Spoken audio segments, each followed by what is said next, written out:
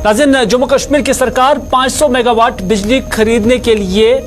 अब प्रोसेस में जुड़ी हुई है, क्योंकि पिछले कुछ दिनों से लगातार जम्मू कश्मीर, खासतौर पर कश्मीर वैली के अंदर बिजली की जो अनशेड्यूल्ड कटिंग है, उसकी वजह से, उस कटौती से आम लोग काफ़ी मुतासर हैं। न सिर्फ आम लोग, बल्कि जो ताजर या तिजारत याफ्ता लोग हैं, जो बिजनेसमैन हैं, या उसके साथ साथ हॉस्पिटल्स के अंदर भी इस बिजली कटौती की वजह से काफ़ी मनफी असर पड़ा है। लेकिन कुल मिलाकर सरकार हमेशा से ये कहती आई है कि जो बिजली जम्मू कश्मीर को फराहम की जाती है,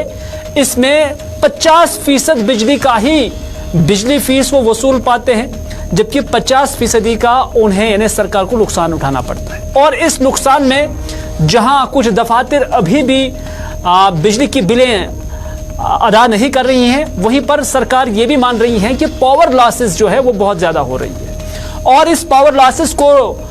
काबू करने के लिए, इसे रोकने के लिए स्मार्ट मीटरिंग को बहुत ज़रूरी करार दिया गया है। और इस स्मार्ट मीटरिंग के साथ साथ केबलिंग जो है अब हर जगह पर हो जाएगी, ये सरकार का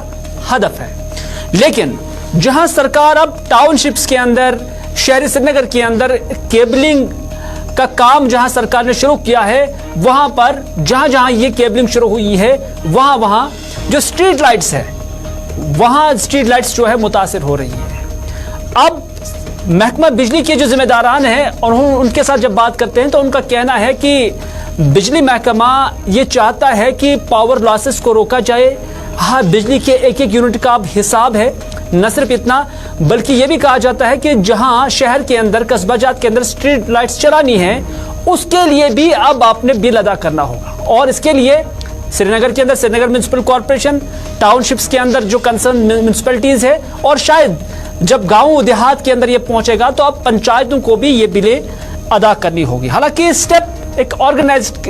सेक्टर की तरफ में ले रहे हैं। ऐसा दिखा रहा है कि आपने बिजली जैसे कीमती चीज का गलत इस्तेमाल नहीं करना है, लेकिन जहां बिजली का गलत इस्तेमाल नहीं होना चाहिए, वहां पर